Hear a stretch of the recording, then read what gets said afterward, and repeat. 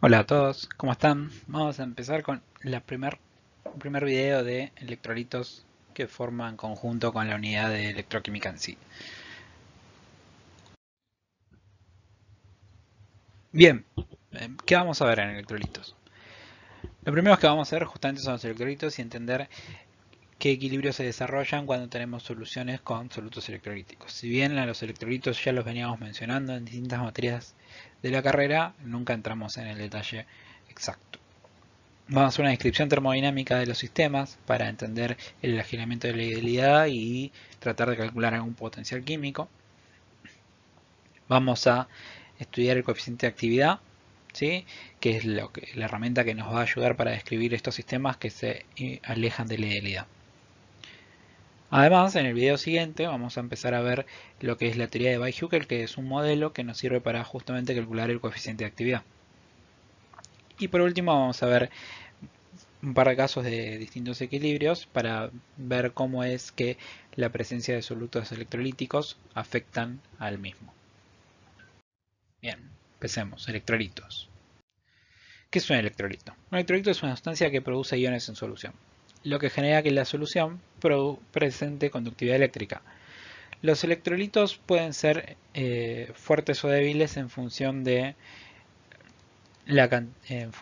si hacen que la solución sea un buen conductor o un mal conductor. Por ejemplo, en agua, ejemplos de electrolitos débiles son los ácidos y bases débiles, que si bien generan especies cargadas en la solución, son en muy baja concentración, generando que la conductividad eléctrica sea muy baja. Por otro lado, electrolitos fuertes son las típicas sales, que se disocian completamente, e incluso ácidos y bases fuertes. En general, los electrolitos, cuando están en sustancia pura, o sea, en sustancia pura, temperatura y condiciones ambientales, son sólidos cristalinos. Bien, ¿qué es lo que pasa con el electrolito cuando disolvemos el cristal?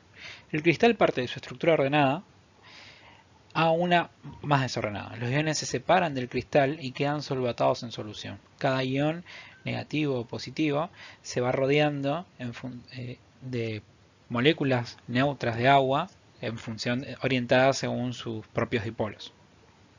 Bien. En particular, este efecto de solvatación, cuando el solvente es agua, el fenómeno se llama hidratación.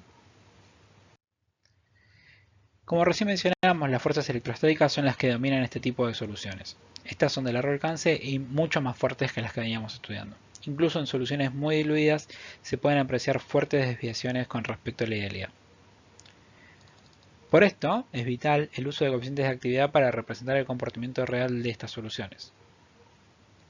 El tema es, hasta ahora siempre que hablábamos de coeficiente de actividad, lo hacíamos para una especie en particular o una mezcla. En este caso, como los cationes y aniones se producen juntos en la solución y no los podemos aislar, no los vamos a poder estudiar por separado. Vamos a tener que hacer un desarrollo particular para describir los coeficientes de actividad en este tipo de soluciones. Nuestro objetivo va a ser hallar una expresión para el potencial químico de un electrolito en solución en términos que se puedan medir experimentalmente. ¿En qué consiste el principio de electroneutralidad? Los sistemas estables tienen que ser eléctricamente neutros. Esto incluye a las soluciones formadas con solutos electrolíticos. ¿Por qué? Porque si no, al disolver sal en agua, la solución empezaría a levitar y esto sabemos que no sucede.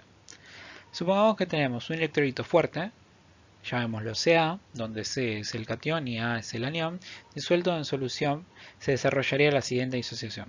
En esta solución se tiene que cumplir que la suma de cargas positivas y negativas sea nula. Esto se presenta por la siguiente ecuación, donde nu más, lo que parece una B corta, pero es una letra griega que se llama nu, es la cantidad de cationes que se forman por molécula de electrolito, Z más es la carga de catión, y nu menos y Z menos son análogos pero para el anión. Por ejemplo, para el nitrato de bario vamos a tener la siguiente ecuación de disociación, donde 1 es nu más, el más 2 que está con el bario es Z más, 2 es nu menos, y el menos 1 de la carga del anión nitrato es Z menos. Los electrolitos también se los puede clasificar según la relación de cargas que tengan los iones que lo componen. Por ejemplo, se dice que un electrolito es 1, 1 si Z más y el módulo de Z menos son 1 ambos. Por ejemplo, cloruro de sodio, bromuro de litio, ácido clorhídrico, etc. El nitrato de bario, el ejemplo, es 2,1, mientras que el sulfato de sodio es 1,2. El sulfato de magnesio es 2,2, ya que sus cargas son +2 y -2 respectivamente. Ahora avancemos en la descripción de la energía libre de Gibbs del sistema de potencial químico de electrolito en solución. Si en una solución que tiene un solo soluto electrolítico queremos definir el potencial químico pero solo del catión, deberíamos plantear la siguiente ecuación. Mu más, que es la derivada parcial de la energía libre de Gibbs de la solución con respecto a cambios en los moles del catión, de N+. Esto a T, P y NJ es distinto de más, o sea, todos los moles que sean distintos del catión, constantes. Todos los moles que sean distintos del catión en la solución incluye al anión. Y, como sabemos, por el principio de electroneutralidad, no podemos variar la cantidad de moles del catión sin modificar las del anión. Por lo tanto, no podemos realizar mediciones experimentales, reales, ni de mu más ni de mu menos por separado. Sin embargo, existen métodos de mecánica estadística que nos permiten estimar los valores potencial químicos de los iones individuales. Lo que sí podemos definir es el potencial químico del electrolito como un todo. Y a este lo vamos a relacionar con los potenciales de los iones individuales. Este concepto es extrapolable a todas las propiedades parciales molares en general. No podemos realizar mediciones de las propiedades ante cambios solo en el catión o el anión, pero sí ante cambios en los moles de electrolito en solución. Supongamos un sistema que consiste en una solución con el electrolito y completamente disociado. Planteamos la ecuación general de Gibbs para este sistema y nos queda la siguiente. Donde noten que, además de los términos que estamos acostumbrados a ver, vamos a ver los términos que corresponden al catión y al anión en solución. N más es igual a nu más por el número de moles de I, Ni. Y N menos es lo mismo pero para el anión. Si calculamos los diferenciales de estas dos expresiones, nos queda nu más por diferencial de moles de electrolito o nu menos por diferencial de moles de electrolito. Reemplazando en la ecuación general de Gibbs, llegamos a la siguiente expresión. Ahora, si consideramos la definición del potencial químico, deberíamos hacer constantes a la temperatura, a la presión y a NJ distintos de I. Por lo tanto, todos sus diferenciales son ceros. Finalmente llegamos a una expresión que vincula el potencial químico del electrolito y el que podemos medir con los potenciales de los iones individuales que no podemos medir. Si consideramos que I es igual a 2 y que la solución está muy diluida, podemos expresar el potencial químico de I, es decir, de 2, como lo definimos en su momento según el criterio de Henry, a dilución infinita. Donde recordemos, C DAGA es la concentración estándar que es 1 molar. Podemos hacer lo mismo para los potenciales químicos de los iones individuales y reemplazarlos por sus expresiones análogas.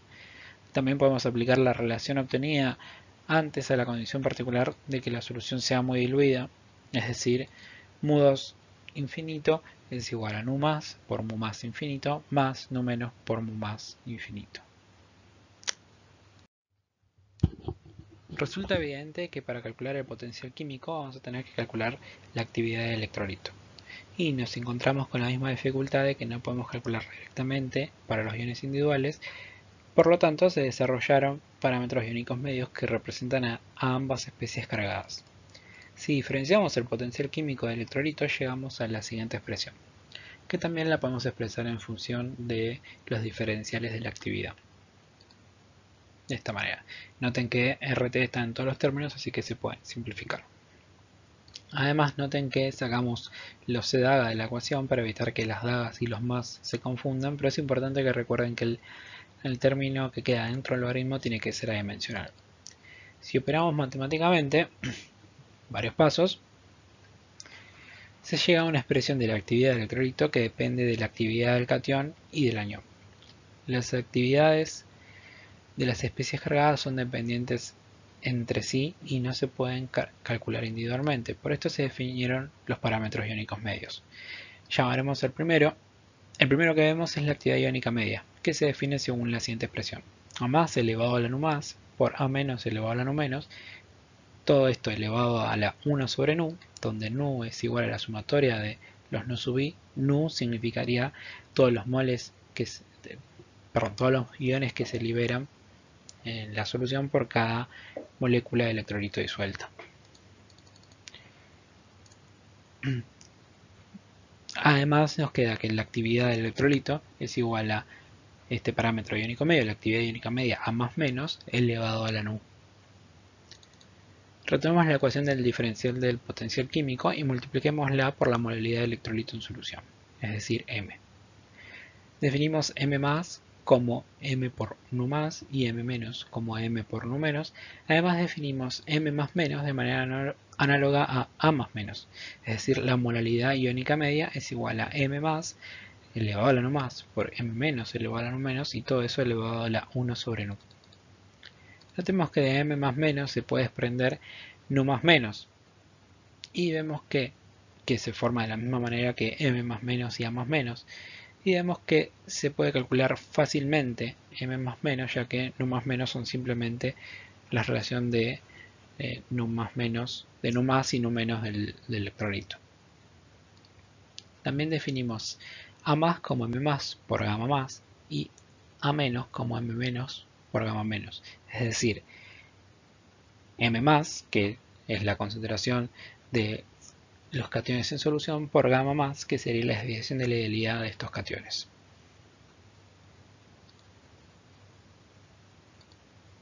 Si reemplazamos estas definiciones en la definición de la actividad iónica media, llegamos a una expresión que involucra a M más menos y gamma más menos,